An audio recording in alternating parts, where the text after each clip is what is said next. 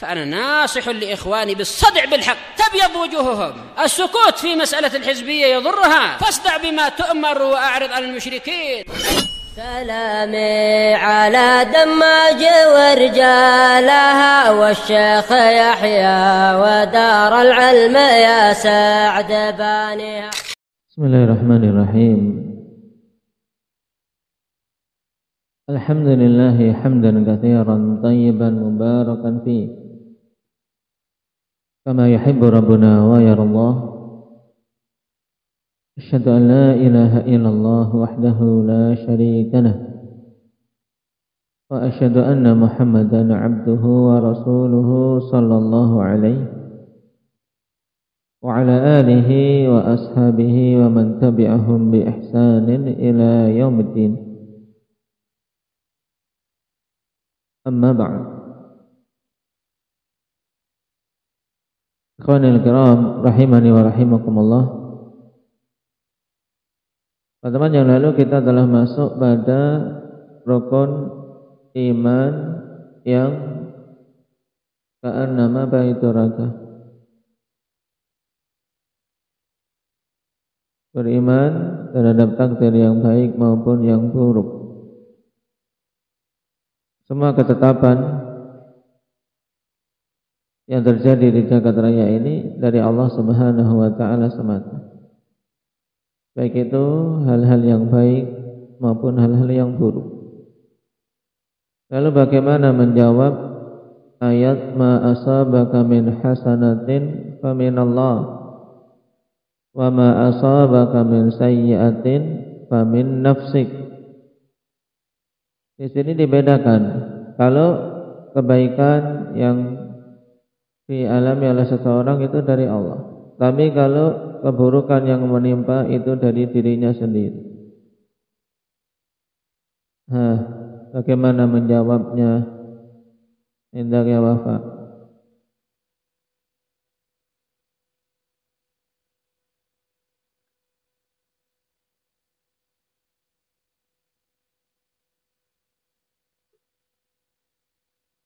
Berarti maksud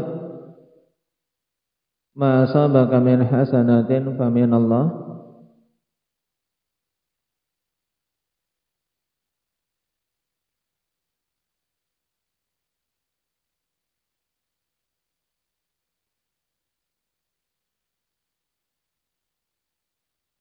baik, ma asabaka min hasanatin famin Allah ay khalqan wa ijadan. Apa saja menimpamu berupa kebaikan maka itu dari Allah. Allah yang menciptakan, Allah yang mengadakannya, jelas. Sebagaimana semua keumuman perkara. Sedangkan kelanjutan ayat wa ma asabaka min sayyi'atin famin nafsik, apa saja menimpamu berupa keburukan maka dari dirimu sendiri, ay tasabbuban, sebagai penyebabnya. Kalau penciptaannya dari siapa?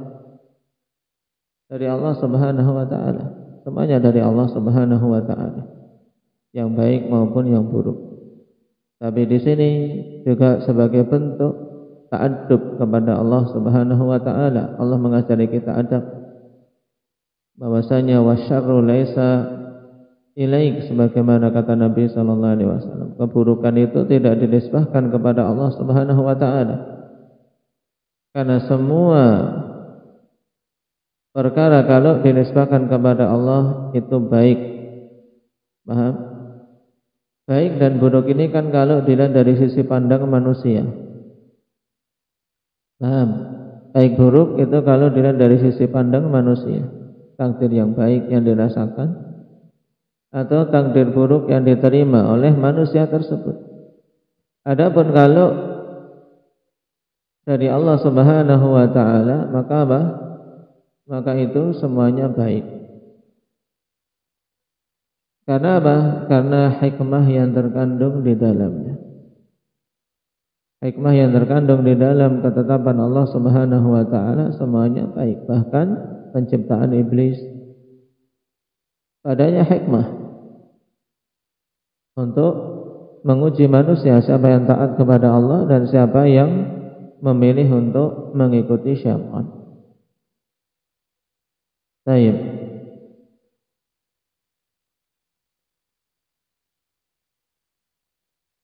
Sekarang kita masuk pada pembahasan berikutnya. Atharul imani fi hayatil fardi wal jamaah. Efek dari keimanan dalam kehidupan pribadi dan secara jamaah. Dalam kehidupan pribadi seseorang dan dalam bermasyarakat secara umum. Nah, ini untuk semua rukun-rukun iman tadi. Namun sebelum masuk ke pembahasan penutup ini berkaitan dengan iman terhadap takdir, di sana ada golongan yang mengingkari takdir. Dan secara umum semua yang keliru dalam permasalahan takdir itu dinamakan al-qadariyah. Baik.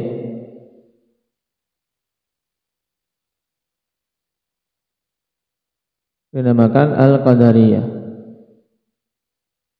Cuman ada nama al-qadariyah an-nufah, yaitu qadariyah yang meniadakan takdir, dan ada qadariyah yang menetapkan takdir tapi kebablasan, yang dikenal dengan al-jabriyah,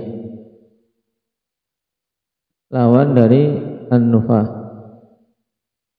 Terkadang juga yang dimaksud dengan qadariyah an-nufah yaitu nufatul ilmi, qadariyah yang meniadakan ilmu. Ini yang hulu, karena kelompok yang mengingkari takdir ini juga bertingkat-tingkat. Ada yang tingkatannya sampai kekufuran dan ada yang belum sampai kekufuran. Yang sepakat para ulama ahli sunnati wal jamaah, apabila meyakini seperti itu mencapai kekufuran, yaitu qadariyah yang mengingkari ilmu Allah Subhanahu wa ta'ala.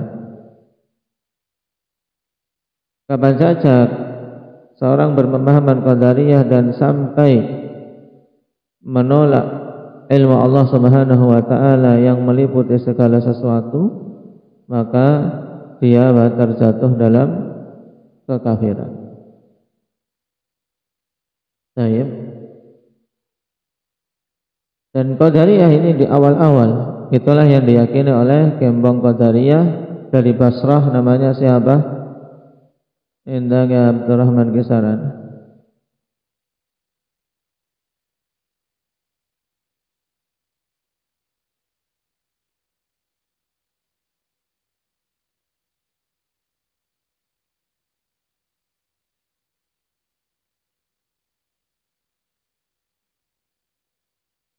Apa namanya? Indah Khadir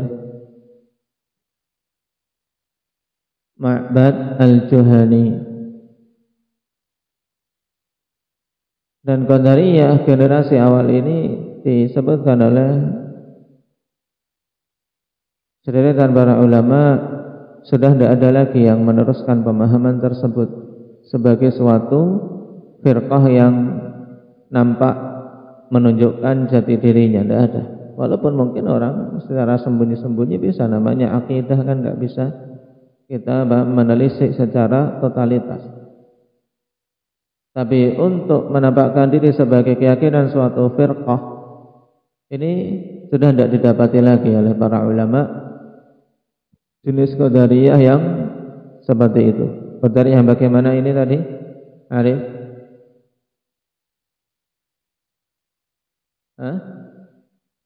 Qadariyah yang bagaimana? Yang dikatakan sudah apa? Sudah musnah pemahamannya.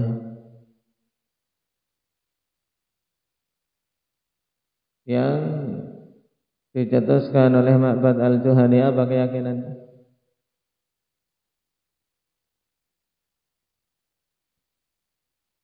Qadariyah bagaimana? Indah ya Jabir. Itu intinya yang harus antum tekankan. Qadariyah kan macam-macam tingkatannya. Yang sedang kita bicarakan ini qadariyah yang mencapai tingkat kafir pelakunya atau orang yang berkeyakinan dengannya. Qadariyah bagaimana, Jabir?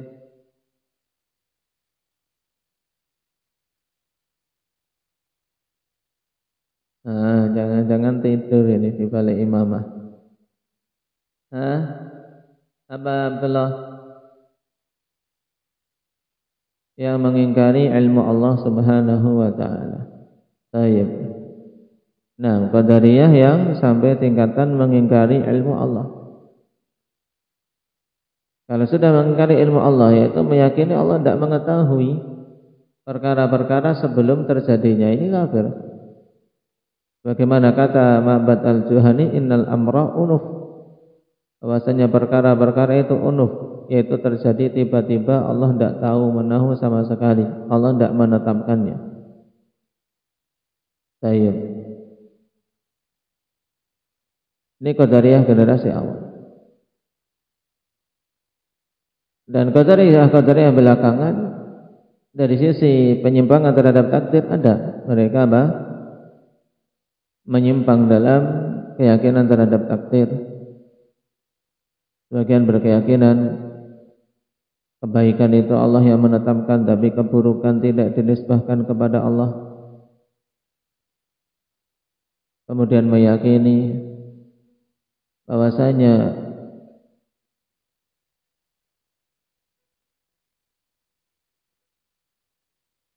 perkara-perkara yang baik itulah yang dinisbahkan kepada Allah, dan yang buruk itu tidak ditakdirkan oleh Allah Subhanahu wa taala. Makanya ketika mereka menciptakan adanya pencipta kebaikan yaitu Allah dan pencipta keburukan yaitu manusia itu sendiri, sehingga ada dua pencipta.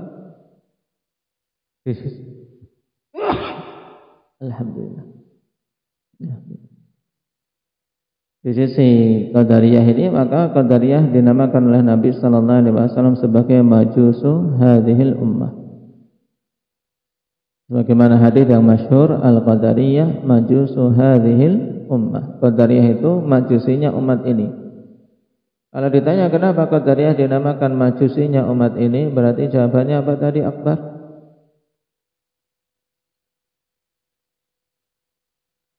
Karena mereka apa? Nah, yang tentang ilmu Allah sudah lewat, itu yang kafir. Sekarang, secara umum Nabi sallallahu alaihi wasallam mengatakan Qadariyah majusu hadhil ummah. Qadariyah itu majusinya umat ini. Kenapa disebut majusi? Majusi keyakinan utamanya apa? Mereka berkeyakinan ada dua pencipta. Pencipta kebaikan, pencipta keburukan. Nah, Qadariyah kok disamakan dengan majusi? Sampai-sampai orang majusinya umat ini ya Qadariyah. Kenapa itu tadi? Hamzah.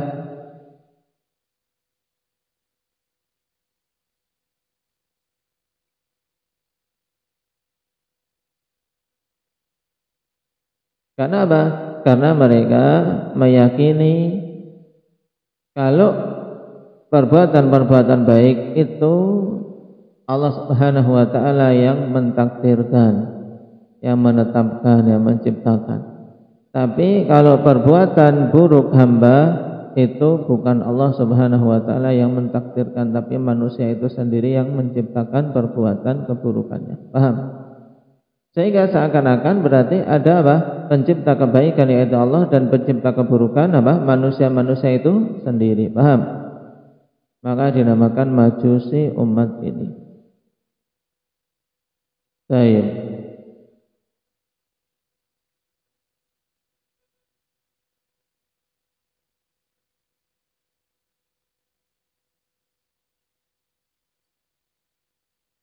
Dan di antara sebab tersesatnya orang-orang Qadariyah akhwan dalam masalah ini, kenapa? Karena mereka kebingungan dalam memahami iradah Allah Subhanahu wa taala. Memahami iradah Allah Subhanahu wa taala. Dikarenakan mereka tidak membagi iradah menjadi dua, iradah kauniyah dan iradah syar'iyah. Sehingga mereka bingung. Ketika mereka melihat keburukan-keburukan terjadi, bukankah keburukan tidak Allah kehendaki? Masa Allah menghendaki keburukan dalam benak mereka? Secara syar'i Allah melarang ya kan berbuat mencuri. Allah melarang hambanya berbuat bohong. Berarti Allah menghendaki hambanya berbuat bohong tidak? Munah.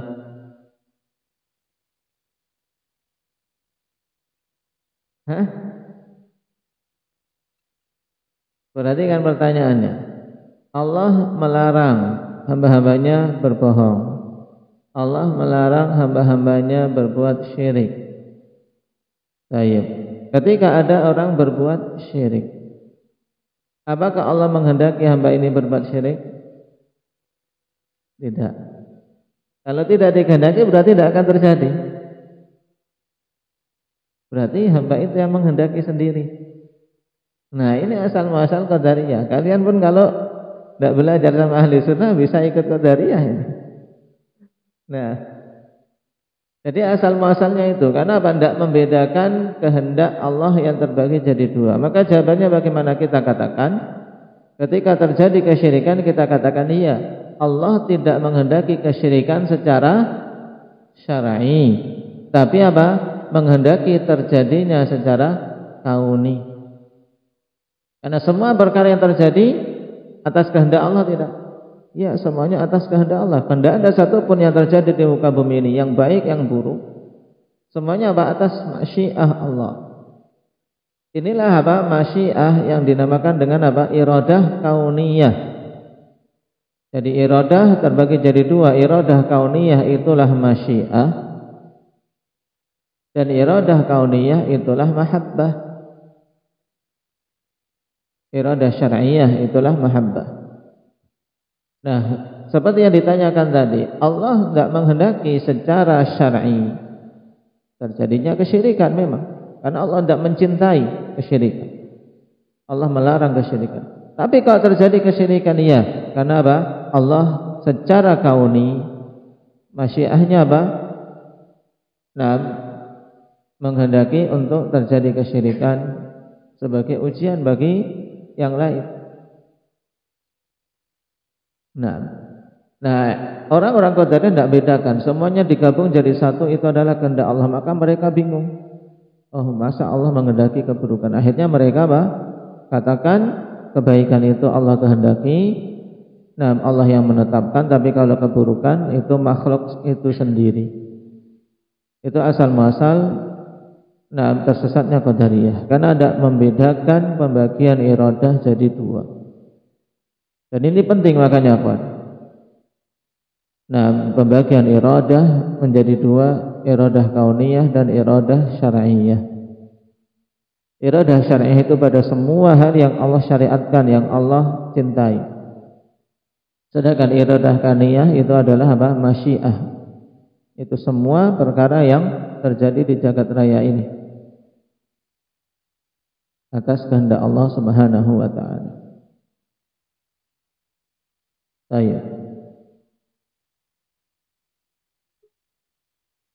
Adapun lawan dari qadariyah yang meniadakan atau menolak takdir yaitu apa? Al-Jabriyah. Jabriyah mereka apa? Kebablasan dalam menetapkan takdir. Sehingga apa?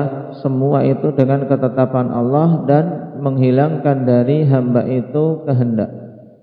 Jadi menurut Jabriyah hamba ini tidak punya kehendak sama sekali. Hidup mereka itu hanya seperti robot. Seperti apa? Kapas yang ditiup angin. Nah, angin ke timur ikut ke timur, angin ke barat ikut ke barat. Tidak ada kehendak sama sekali. Nah, ini Jabriyah. Sehingga ya, semuanya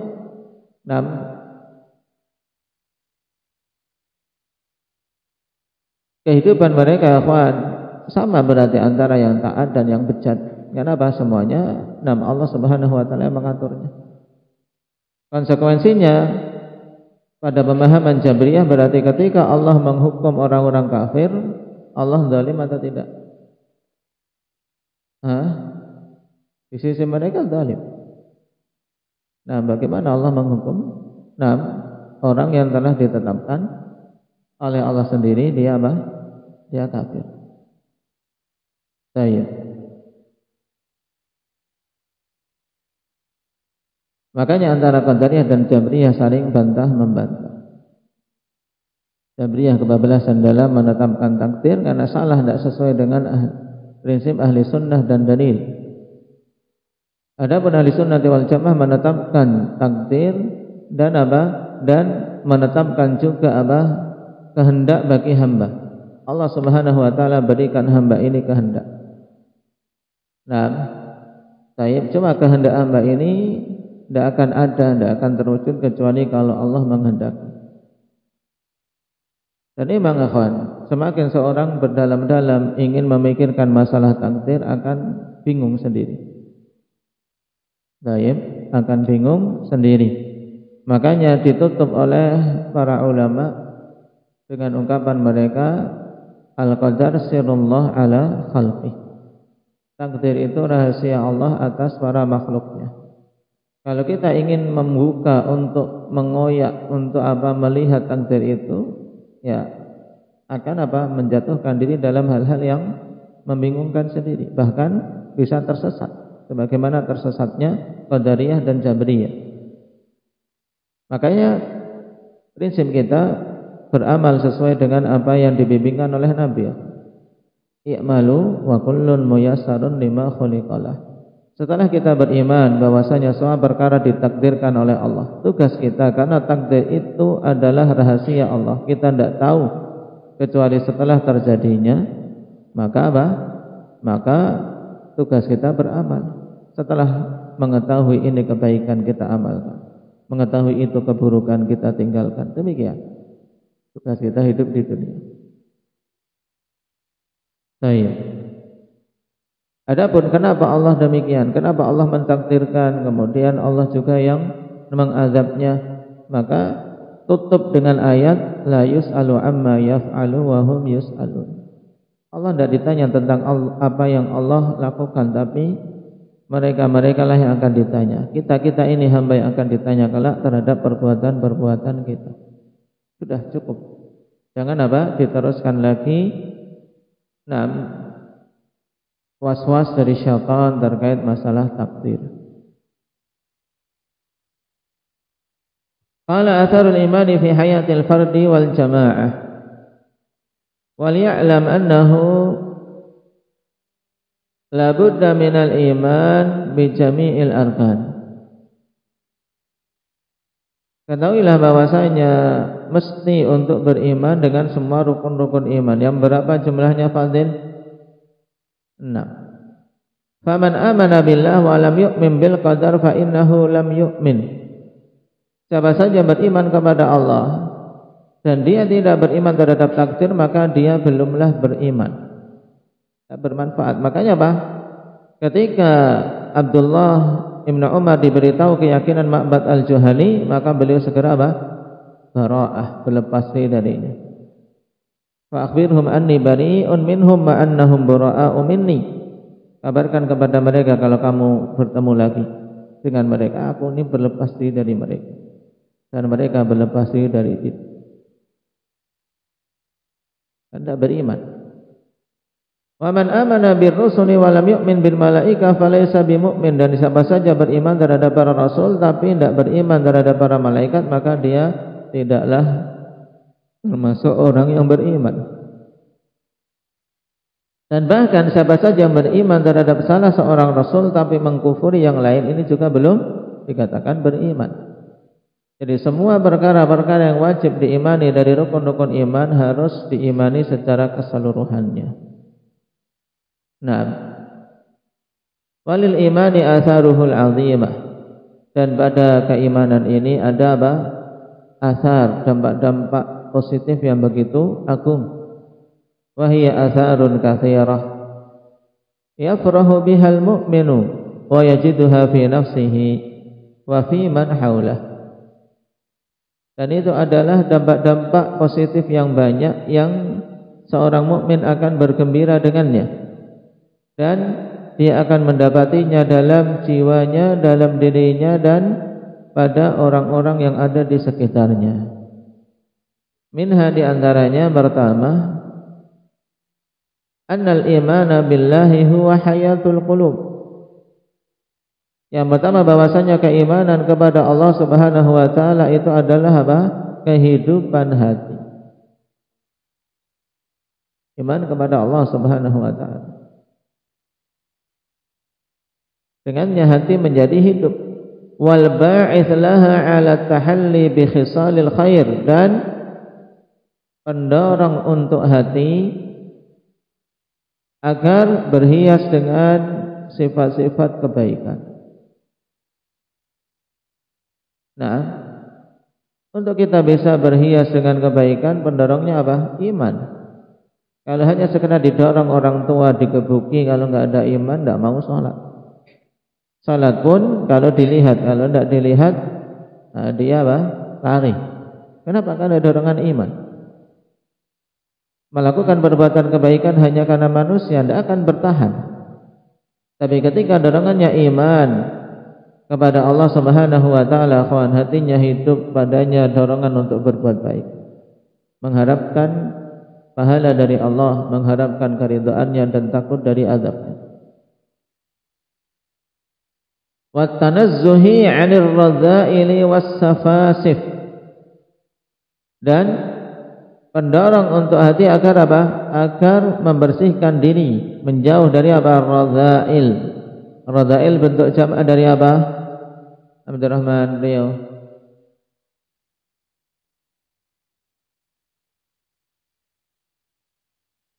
Radha'il, mafa'il.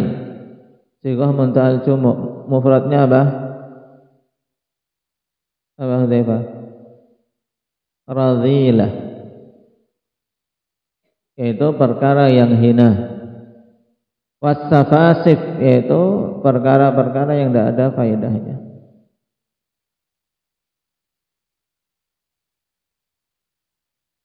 Perkara-perkara rendahan, tidak memiliki faedah dan tidak memiliki nilai. Semua apa?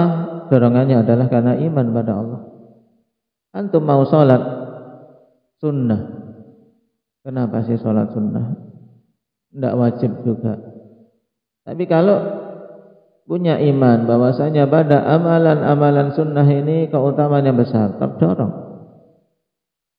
Walaupun tidak ada hukuman kalau meninggalkannya. Nah, kemudian juga meninggalkan keharaman-keharaman. Ketika dorongannya karena iman kepada Allah, walaupun dia sendirian, dia akan tinggalkan keharaman tersebut. Bahkan walaupun dirayu oleh orang misalnya untuk minum khamar, khamar itu enak, nggak ada yang lihat, abimu nggak lihat, nggak ada yang melihat, teman-temanmu nggak lihat, ayo minum. Tapi dia yakin Allah melihat dan itu haram. Nah, maka dia apa? Nggak akan mau untuk meminumnya. Yang kedua, anal imana masdarun lirrahati wat tuma'ninati wal hana'i was sa'adah. Yang kedua, bahwasanya keimanan itu sumber rahah, kenyamanan. Ingin nyaman dirimu, akhwat, wujudkan keimanan yang baik. Wat tuma'ninah, dan ketenangan. Wal hana', ya, kenikmatan di dunia, terasa nikmat. Wasa'adah, dan kebahagiaan. Semua berujung, bersumber pada apa? Pada keimanan. Bisa tenang hidupnya kalau memiliki iman. Orang-orang kafir, akhwan, walaupun mereka memiliki harta benda yang melimpah ruah, tapi yakin tidak ada tumakninah pada diri mereka, tidak ada ketenangan. Buktinya mereka banyak yang kemudian apa? Lebih memilih untuk kecanduan dengan narkoba. Karena menurut mereka disitulah mereka mendapatkan kebahagiaan, mendapatkan ketenangan, kenyamanan. Berarti menunjukkan di kehidupan nyata tidak ada itu. yang tidak didapati oleh orang-orang kafir dan ada pada orang-orang yang beriman, ya ini diantaranya di dunia, kenyamanan jiwa, kegembiraan yang sebenarnya. Yang ketiga, anal imana yutahhirun nufusa minal awhami wal khurafat. Yang ketiga, keimanan itu akan membersihkan jiwa dari awham. Dari apa? Dari bayang-bayang yang tidak nyata. Satu yang terbayang-bayang yang tidak nyata, yang seharusnya tidak dia yakini. Wal khurafat, demikian pula khurafat. Nah, apakah itu hantu, apakah itu genderuwo, nah, dan seterusnya, tidak akan, jiwa ini tidak akan terkotori dengan itu.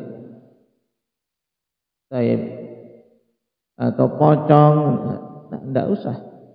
Orang yang beriman tidak akan jiwanya tidak akan terkotori sehingga takut dengan hal yang seperti ini. Karena bahkan tidak ada iman. Tidak ada orang mati bangkit lagi sebelum ditiup sangkakala. Nah, sebelum ditiup trompet oleh malaikat Israfil. Nah, yang ada itu syaitan mengganggu.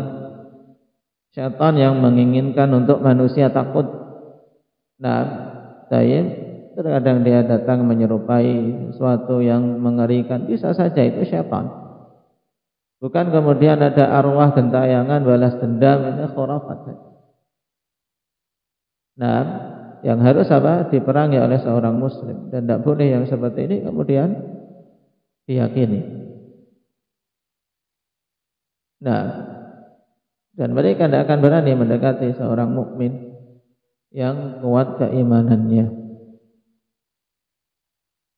Makanya di antara hal yang penting bagi setiap mukmin dan mukminah untuk membentengi diri dari gangguan-gangguan syaitan dengan zikir pagi dan petang. Ini sudah merupakan benteng yang sangat kuat, tidak perlu ditakutkan. Cuman pada masa sekarang, subhanallah. Nah, syaitan punya punya pasukan-pasukan dari kalangan manusia. Sehingga yang digemari sekarang horor-horor. Dibikin horor, apa-apa dibikin horor. Saya ketika nganter saya neneknya Zakaria ke ini Sangkal Putung, sampingnya itu untuk syuting film horor. Bukan kuburan tapi dibikin kayak kuburan, ya memang datang kayak horor kali rasanya. Nah, saya siang kan nggak ada petugas, ini tempat syuting film. Nah, yang kemarin warung sekarang jadi pekuburan Suralaya, jadi bikin horor. Kuburannya kuburan diangkut-angkut, nggak ada kuburan betul. Manusia ditipu dengan yang seperti itu senang. Nah, ditipu. Dan itu adalah Adalah salah satu upaya syaitan, mereka secara tidak langsung menjadi anak buah syaitan untuk menimbulkan ketakutan di tengah-tengah kaum muslimin dan merusak akidah anak-anak kaum muslimin, merusak akidah. Ada kemudian mayat bangkit lagi dari kubur, tangannya keluar. Nah, syaitan. Bacakan ayat kursi. Baca ta'awud. Ketika muncul rasa-rasa was-was seperti itu. Na'udzubillah minal khudlan. Maka banyak-banyak bersyukur kita terjauhkan dari hal-hal yang demikian. Dan jangan kalian buka-buka. Terkadang anak-anak kecil mereka jauh dari khurafat, jauh dari bayang-bayang seperti ini. Tapi kalian yang gede, yang sudah kena kotoran-kotoran luar, cerita-cerita katakan ke anak kecil. Tidak boleh seperti itu. Kalian secara tidak langsung merusak. Nah, biar hati mereka bersih, sudah tidak ada kotoran-kotoran khurafat seperti itu. Khurafat seperti ini kan dari mulut ke mulut, dari itu. Dulu saya kalau ngaji ya, ketika masih kecil orang khurafat saja, cuma di situ ada medi complong, lewat situ langsung lari. Tidak ada apa-apa. Nah, medi itu hantu kan, hantu kelapa. Ada kelapa jatuh dikira hantu. Tidak ada itu namanya. Syaitan, jin ada. Kita yakini jin ada. Nah, tapi untuk kemudian mereka menimpakan kemadaratan kepada seseorang tidak akan bisa. Nah, kecuali dengan izin Allah Subhanahu wa ta'ala. Maka kuatkan bentengnya. Jin itu sebagaimana orang-orang jahat lainnya. Nah, jin yang jahat seperti orang-orang jahat dari kalangan manusia. Baik.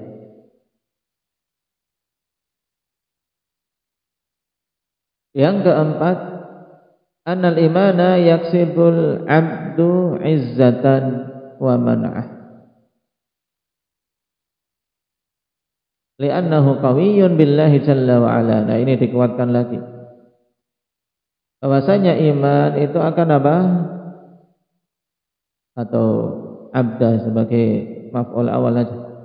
Annal imana yaksibul abda izzatan wa man'ah. Bahwasanya iman itu akan membentuk seorang hamba, mewujudkan bagi hamba ini apa? Izzah dan man'ah, yaitu kemuliaan, dan man'ah yaitu kemampuan untuk apa? Untuk menolak keburukan-keburukan dari luar. Ya, punya benteng, punya kemuliaan dan punya benteng yang kuat. Kenapa? Karena dia itu kuat dengan pertolongan Allah Subhanahu wa ta'ala. Seperti tadi seorang mukmin, makanya tidak pantas kemudian takut seperti keadaan awamun nas, takut dengan cerita-cerita horor. Dan yang seperti itu juga tidak perlu dicerita-ceritakan, karena banyak juga orang-orang yang lemah jiwanya menjadi apa? Terpengaruh. Padahal auham, sesuatu yang bayang-bayangan dari syaitan saja, khurafat. Nah, harus seorang mukmin semakin kuat keimanannya mesti akan semakin mulia, semakin kokoh. Yang kelima, anal imana yadfa'ul 'abda ilal jiddi wal 'amali fid dunya. Bahwasanya keimanan itu akan mendorong seorang hamba untuk bersungguh-sungguh dan beramal di dunia ini. Kenapa? Karena dia beriman setelah hidup ini ada hidup yang lebih panjang, yang enggak ada akhirnya. Kehidupan akhirat, kehidupan yang abadi. Nah, kehidupan yang abadi, yang di sana dia kalau bahagia selama-lamanya, tapi kalau sengsara selama-lamanya. Maka ketika iman seperti ini tentunya akan mendorong kita untuk sungguh-sungguh dalam beramal. Karena kita di dunia hanya sekedar singgah belaka untuk mengumpulkan bekal. Nah, kita diperintahkan untuk mengumpulkan bekal sebelum perjalanan berikutnya. Maka kumpulkan sebaik-baiknya, karena bekal yang kita kumpulkan saat ini sangat berpengaruh pada kehidupan akhirat kelak. Di sana kita akan merasakan apa yang kita persiapkan sekarang. Baik. Barakallahu fikum. Ini 5 kesimpulan penting ikhwan dari buah-buah dan dampak positif yang akan diraih oleh orang-orang yang beriman. Baik, maka kuatkan keimanan terhadap rukun-rukun iman itu secara keseluruhannya. Nah, dan diantara sebab untuk menguatkan keimanan ya dengan belajar. Karena semakin mengetahui, semakin luas ilmunya, semakin terperinci apa yang wajib diimani, akan semakin bertambah keimanan dia. Nah, telah kita lewati iman, ada yang secara global, ada yang kemudian secara terperinci. Dan pada keimanan-keimanan yang terperinci ini akan semakin bertambah rincian-rincian yang diimani sesuai dengan tambahan ilmu yang sampai kepadanya. Baik. Barakallahu fikum, naktahi biha. Dan sebelumnya dulu kelupaan terkait masalah Ridwan, malaikat yang masyhur sebagai malaikat penjaga surga. Dan memang kita belum mendapati hadis yang sahih yang menetapkannya. Maka kita tawakuf, tidak menetapkan nama tersebut, yaitu Ridwan, sebagai penjaga surga. Kita katakan namanya wallahu taala a'lam. Nabi sallallahu alaihi wasallam mengatakan yaqulul khazin, yaitu berkata penjaga, yaitu penjaga surga. Adapun namanya wallahu taala alam, kita tidak mendapati dalil yang sahih yang menetapkan bahwasanya dia bernama Ridwan. Baik. Wallahu taala alam, walhamdulillahirabbil alamin.